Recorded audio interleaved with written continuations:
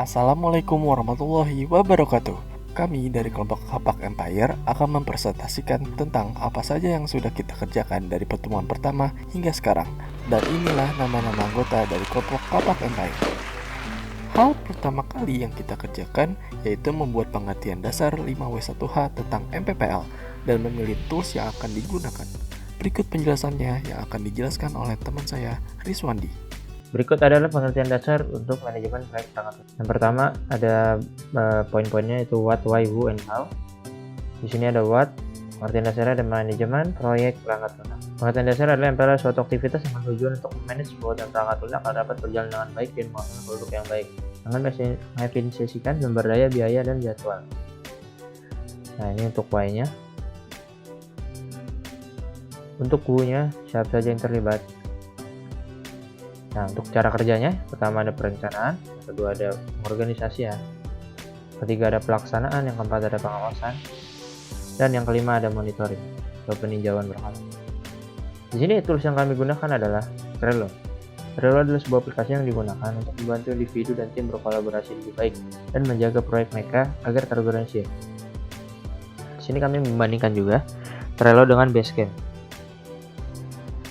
Nah, ini perbandingan fitur yang ada. Nah, di sini kenapa alasan kami memakai Trello? Yaitu setelah melakukan perbandingan dengan aplikasi tadi, saya memutuskan untuk melakukan Trello atau menggunakan aplikasi Trello untuk melakukan manajemen pada aplikasi kami dikarenakan lebih mudah dalam sisi penggunaan dan tidak terintegrasi dengan banyak API. Bagaimana cara kerjanya? Di Trello itu ada board atau papan seperti ini rupanya. Yang kedua ada card seperti ini rupanya. Dan yang ketiga ada list. Itulah penjelasan dari pengertian dasar dan tools yang kami gunakan. Selanjutnya, kami membuat judul project yang disertai dengan Initial Project Management Report. Untuk judul project yang kami gunakan adalah aplikasi konsultasi, deteksi, dan terapi penderita gangguan mental menggunakan metode K-means clustering berbasis Android. Dan berikut hasil Initial Project Management Report dari kelompok kami. Yang pertama, revision history atau riwayat revisi. Pada tanggal 9 bulan 3 2020, kami memperbaiki judul, menambahkan rujukan sumber, menambahkan instruction, serta mengkhususkan penyakit dengan kategori psikotik akut, dan merubah tujuan langsung ke poin. Lalu selanjutnya, di requirement management plan, ada introduction, dan inilah introduction yang kami buat. Lalu selanjutnya ada purpose atau tujuan, dan inilah poin-poin tujuan produk yang kami buat. Dan poin-poin dari hasil yang kami harapkan. Lalu ada beberapa poin target pengguna. Selanjutnya ada pengertian dari algoritma K-means clustering yang kami pakai. Selanjutnya ada beberapa metode yang kami pakai juga seperti crowd computing. Selain itu, inilah beberapa poin-poin penting dari aplikasi kami seperti apa itu psikiater, apa yang dimaksud dengan psikotik akut, dan beberapa poin-poin lainnya. Metode yang dipakai dalam penelitian ini adalah metode dengan subjek tunggal atau single subject research. Setelah membuat initial project, selanjutnya kami membuat cara pengaplikasian menggunakan Trello. Pertama-tama, buka website Trello di trello.com. Jika Anda belum memiliki akun, Anda bisa sign up. Jika sudah, Anda bisa login dan masuk ke menu pengguna baru. Selanjutnya yaitu pembuatan list untuk menandakan isi dari project Anda. Lalu ada pembuatan card yang dibuat sebagai isi dari list. Selanjutnya kita harus mengisi detail dari card tersebut seperti deskripsi, attachment file-file, dan lain-lain. Dan beginilah tampilan basic dari Trello. Selanjutnya ada beberapa progres yang kami buat seperti membuat tim project. Selanjutnya kami membuat 3 list yaitu hal yang dikerjakan, sedang dikerjakan, dan selesai iterasi 1. Lalu yang terakhir ada pembagian tugas kepada semua anggota seperti ini. Selanjutnya kami membuat stakeholder request dan berikut hasil stakeholder request yang kami kerjakan. Yang pertama ada overview. Yang kedua ada establish stakeholder atau user profile. Yang ketiga ada assessing the problem. Yang keempat ada understanding the user environment. Lalu yang kelima ada recap understanding. Yang keenam ada analysis input on stakeholder problem. Yang ketujuh ada assessing your solution. Yang ke-8 ada assessing the opportunity. Yang ke-9 ada reliability, performance, and support needs. Yang ke-10 ada wrap up. Dan yang terakhir ada analysis summary. Selanjutnya kami membuat vision. Dan berikut adalah hasil vision yang kami sudah kerjakan yang akan dijelaskan oleh teman saya, Prakosa.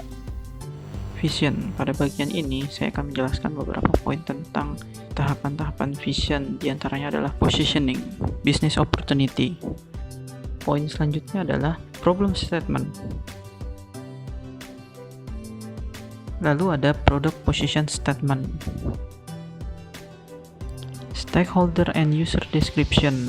Selanjutnya terdapat beberapa stakeholder atau bisa disebut stakeholder summary. Selanjutnya user summary. User environment. Aplikasi Miker digunakan oleh orang dengan gangguan psikotik dan kecemasan berlebih. Stakeholder profile. Selanjutnya user profiles. Key stakeholder atau user needs. Product overview. Produk perspektif. Summary of capabilities. Assumptions and dependencies. Cost and pricing. Berikut adalah rincian anggaran biaya dalam pembuatan aplikasi kami. Fitur sistem. Fitur deteksi. Fitur konsultasi. Constraint. Quality range. Semua kisaran kualitas untuk kinerja, toleransi, kesalahan, dan kegunaan semuanya sudah ada di dalam fitur set. Ada product requirement. Appendix 1. Fitur attribute. Status. Effort. Risk. Teknologi risk. Development risk. Stability. Target release. Oke, selanjutnya kami membuat software specification dan berikut adalah hasil yang kami kerjakan yang akan dijelaskan oleh Prakosa. Description. Selanjutnya ada use case model survey. Selanjutnya ada assumption and dependencies. Selanjutnya specific requirement. Selanjutnya ada use case report, fitur menu konsultasi. Yang kedua ada menu deteksi dan menu terapi. Supplementary requirement. Selanjutnya supporting information yang berisi tentang beberapa prototipe model dari aplikasi kami. Oke, selanjutnya Rizwandi akan menjelaskan tentang progres apa saja yang kita sudah buat di Trello. Dan inilah penjelasannya. Oke, pada kesempatan kali ini saya akan menampilkan progres-progres yang sudah kita lakukan di dalam Trello. Sebelumnya kami kan sudah menjelaskan tentang step-step penginstalan mulai dari awal sampai ke pembuatan step-step ini. Nah, selanjutnya kami ingin menampilkan progresnya. Nah, yang pertama kita lakukan kan tahap requirement-nya dulu, mengambil semua kebutuhan. Nah, pada tahap ini itu tugas-tugas sudah kita bagi untuk tugas Rizwandi. Di sini interview, mencatat, di sini juga sudah semua. Jadi langsung checklist saja, complete. Nah, berarti ini sudah selesai, berarti selesai iterasi pertama requirement. Selanjutnya itu kita berarti mengerjakan tahap planning. Nah, pada tahap planning ini deadline-nya ini tanggal 28 sebenarnya. Terus di sini udah ada pembagian tugasnya juga, seperti membuat persona sudah selesai, load fidelity. Nah, di sini tugas Prakosa baru setengahnya 50%. Jadi membuat skenario database berarti belum. Storyboard, nah ini membuat user juga belum. Jadi di sini progresnya kelihatan. Jadi jika belum selesai berarti ini jangan dicentang dulu. Kalau sudah selesai baru nanti dipindahin ke iterasi berikutnya. Jadi progres kami cuma nyampe sini aja, kayak membuat persona, fidelity, membuat skenario penggunaan produk, membuat storyboard, nah, sama membuat fidelity. Jadi progres kami itu untuk di Trello-nya. Terima kasih. Selanjutnya, tahap pertama kami dalam melakukan riset terhadap pengguna. Dan berikut poin-poin hasil riset yang kami lakukan. Yang pertama ada metode user research atau metode survei. Yang kedua ada instrumen kuesioner.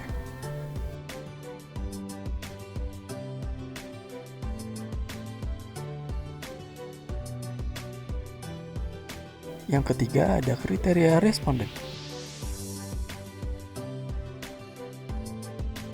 Dan yang terakhir ada hasil user research.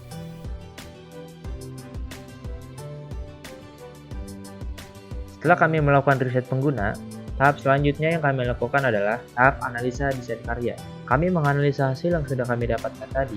Berikut hasil analisa yang kami lakukan. Hasil yang pertama adalah target pengguna atau user persona. Di sini kami membuat dua persona terhadap user kami. Setelah membuat persona, kemudian kita membuat skenario penggunaan rancangan produk terhadap pengguna. Kami membagi skenario ke dalam bentuk bagan alur yang membagi skenario ke dalam beberapa tahapan. Tahapan yang pertama, latar belakang pengguna. Yang kedua, tahap mendownload aplikasi. Yang ketiga, tahap registrasi. Yang keempat, tahap pemilihan menu. Dan yang kelima, tahap konsultasi. Oke, selanjutnya di sini kami juga membuat storyboard. Berikut storyboard yang sudah kami buat.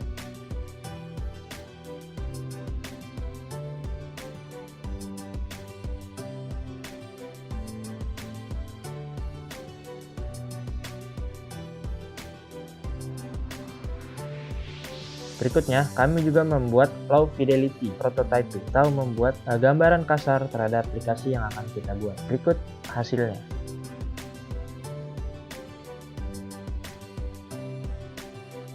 Kira-kira itulah hasil kerja dari kelompok Kapak Empire dari awal pertemuan sampai sekarang. Kurang lebihnya mohon maaf. Wassalamualaikum warahmatullahi wabarakatuh.